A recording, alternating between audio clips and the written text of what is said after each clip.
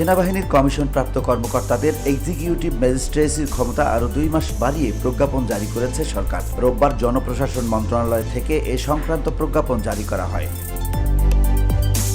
প্রজ্ঞাপন জারির পর থেকে পরবর্তী 60 দিন পর্যন্ত তারা সারা দেশে ক্ষমতা কাজে লাগাতে পারবেন।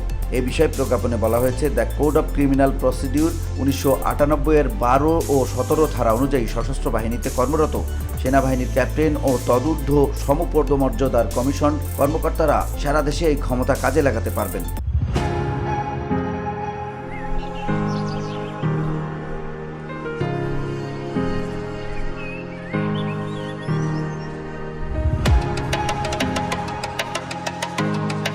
ফৌজদারি কার্যবিধি 1998-এর ধারা 64, 65, 83, 84, 86, 95(2), 100, 105, 107, 109, 110, 126, 127, 128, 130, 133 এবং 142 ধারায় তাদের এই ক্ষমতা দেওয়া হয়েছে।